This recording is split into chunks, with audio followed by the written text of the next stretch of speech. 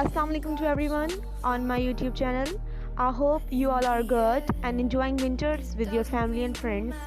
आज हम आपके सीखने के लिए क्या चीज़ लेकर आए हैं?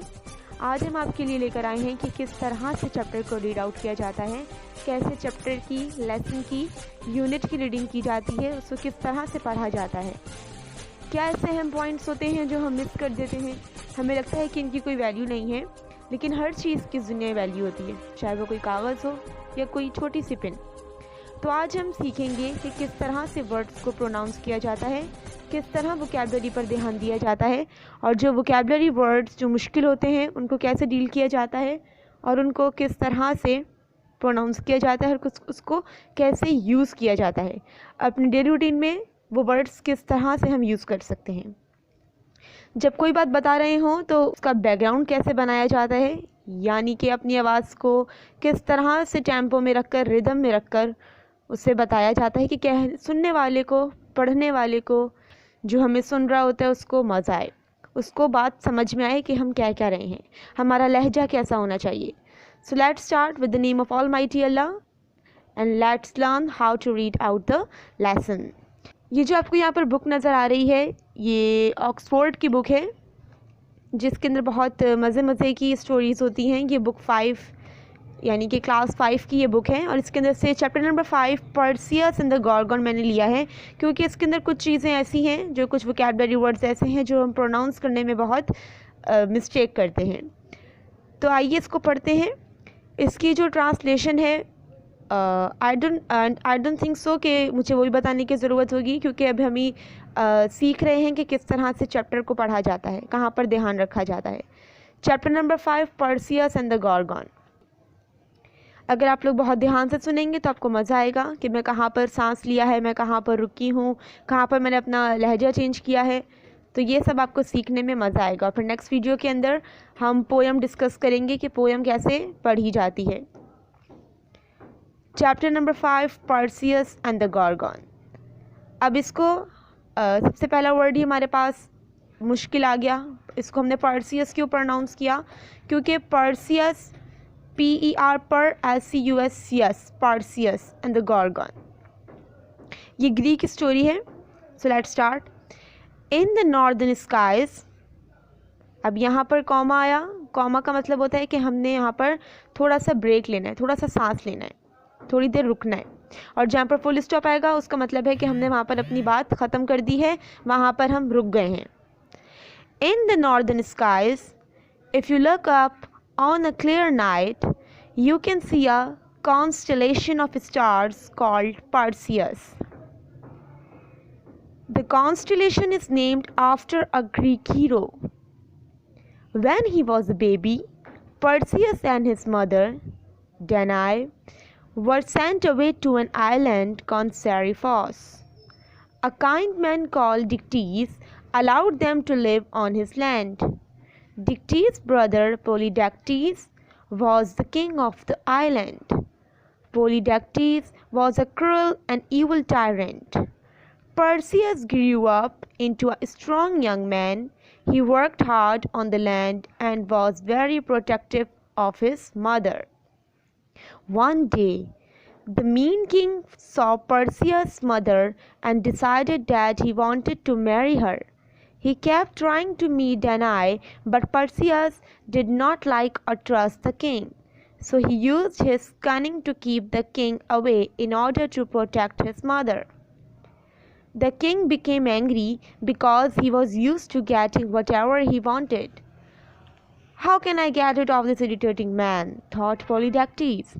He plotted to send Perseus away in disgrace so that he would never return to Seriphos. Perseus knew that he had angered Polydectes, so he was surprised to get an invitation to a banquet. The invitation made it clear that the king expected everyone to bring him a horse as a present. Perseus didn't have a horse and he could not afford to buy one. What shall I do? He wondered. I would be disrespectful to refuse the invitation, so he would have to go to the banquet without a gift. He hoped that the king would be understanding. When Perseus arrived at the banquet, he realized that the king was not going to let him off. Everyone was lined up, and one by one they gave their gifts to the king. When it came to Perseus' turn, the king spoke loudly. "Ha, Perseus, where have you hidden the horse you have got for me?" The other guests laughed along with the king. One said, "Oh, Perseus, don't you know our customs?" Perseus felt embarrassed. Everyone in the great hall was looking at him. Without thinking about the consequences, he made a rash promise. "King Polydectes, I have no gift for you today, but I promise that I will bring you another gift. Whatever you like, just name it and I will bring it." The king looked delighted. He knew he could use his opportunity to get rid of Perseus. He said, "That is kind, Perseus. I know exactly what I want." He smiled menacingly. "Bring me the head of Medusa." Everyone gasped. Perseus nodded and bowed. "I shall be done," he said confidently, and then he went to his seat at the banqueting table. He tried hard to keep his face from showing how worried he felt.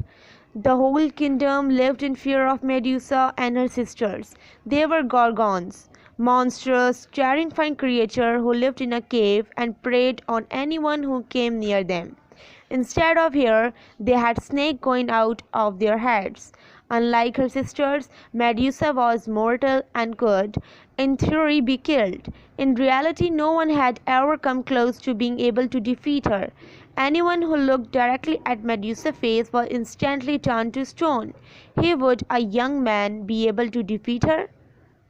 The next day, before he set off, Perseus spoke to his mother. "Don't go," she begged him.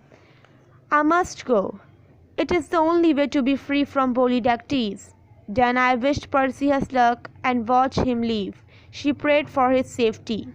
Zeus, Hermes, and Athena were three powerful people in Seriphos. They had seen what had happened at the party. They wanted to help Perseus because Polydectes was being unfair. They appeared in front of him. Zeus gave him a special sword and a helmet that would make him invisible. Hermes lent Perseus a pair of winged sandals to fly. Athena gave him a polished shield. Perseus was grateful. "Thank you. I will do my best to be worthy of your gifts." "Use your brain as well as your strength, Perseus," warned Athena. "You will need a special bag to carry Medusa's head." "Where I will get the bag?" "Go to the northern shore. There you will find the ancient grave witches. Make them tell you how to find the nymphs who look after the garden of Hera. Be cunning as well as brave." Perseus made his way to the northern shore. When he came near to the cave of the grey witches, he crouched behind some grey rocks. Never had he seen such a hideous sight. The witches wore filthy, tattered grey robes, which looked so much like their wrinkled grey skin it was hard to make out their features. Perseus almost gagged as he noticed that they share one eyeball.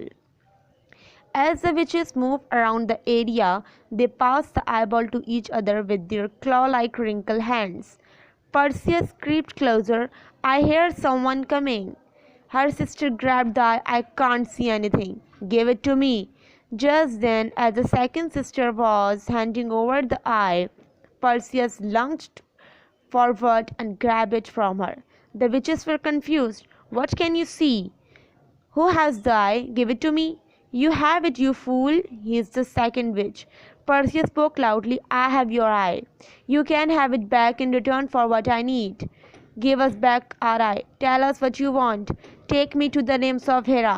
The witches knew they had no choice. They led him to the west and delivered him to Hera's garden. Perseus returned their eye to them. The nymphs were very happy to help Perseus. They gave him a silver knapsack to safely contain Medusa's head. Perseus set off again, ready to tackle the Gorgon. Long ago, he got to the entrance to the Gorgon's cave. Perseus knew he was in the right place. No creature came near the place, so there was no noise except the noise of his footsteps in the creepy silence. The petrified remains of men in frozen poses of terror were all around him. Perseus crept as quietly as possible through the forest of statues. Making his way to the mouth of the cave, he put on his helmet and slowly walked in. Using his polished shield as a mirror to find his way through the cave, he came across the sleeping bodies of the Gorgon. Perseus almost gasped out loud at the reflection in his shield of Medusa's hideous face. He took a slow, deep breath to calm himself, raised his sword, and, with one swift blow, he chopped off the monstrous head. Quickly, without looking at it, he scooped the head into the knapsack and set off. Medusa's sister woke up and they ran out of the cave just behind Perseus.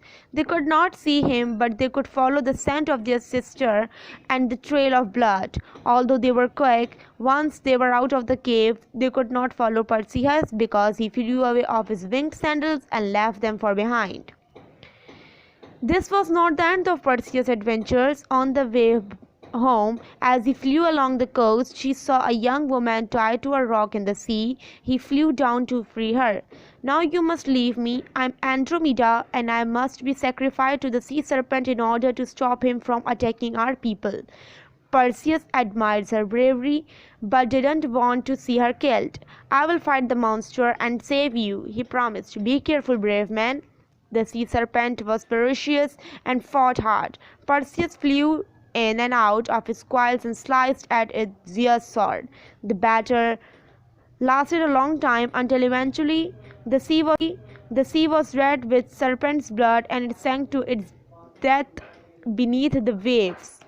"Come with me," begged in Seriphos. King Polydectes was holding another banquet when Perseus strode through the door. "I have your gift," he announced. The king laughed disbelievingly. "Show me." Perseus closed his eyes tightly and pulled Medusa's head from the bag. The king and everyone in this court would instantly turn to stone. From then on, Seriphos was ruled by the kind Dictys. Danae was happy to see Perseus home safely, and everyone celebrated when Perseus and Andromeda were married. अब यहाँ पर जो है हमारी story ख़त्म हो गई है. यहाँ पर मैंने इस चैप्टर को रीड आउट किया है और इसके अंदर कुछ वर्ड्स ऐसे आए हैं जो यकीनन मुश्किल हैं. तो आपने ये करना है कि आपने इसको सुनना है, समझना है, और जो वोकैबुलरी वर्ड्स इसके अंदर आए हैं जो आपको समझ में नहीं आ रहे, आप डिक्शनरी यूज़ कीजिए, क्योंकि जो वर्ड्स मुझे मुश्किल लगे ऐसा हो कि वो आपके लिए इजी हो, और जो वर्ड्स आपको मुश्किल लगे वो मेरे लिए इजी हो. तो डिक्शनरी यूज़ कीजिए. किसी दिन मैं आपको एक वीडियो बना के दिखाऊंगी कि डिक्शनरी कैसे यूज़ की जाती है. नेक्स्ट वीडियो के अंदर हम पोएम को डिस्कस करेंगे कि पोएम के अंदर कैसा टेम्पो रखा जाता है, कैसा लहजा रखा जाता है, कैसा एसेंट यूज़ किया जाता है. तो अगर ये वीडियो अच्छी लगी है तो इसको लाइक कीजिए, सब्सक्राइब कीजिए और कमेंट करके मुझे बताइए कि अब आप इंग्लिश में क्या चीज़ सीखना चाहते हैं, ताकि मैं उसके लिए आपके लिए वीडियो बनाऊँ. तो take care of yourself. Next video के अंदर फिर मुलाकात होगी. अल्लाह हाफिज़.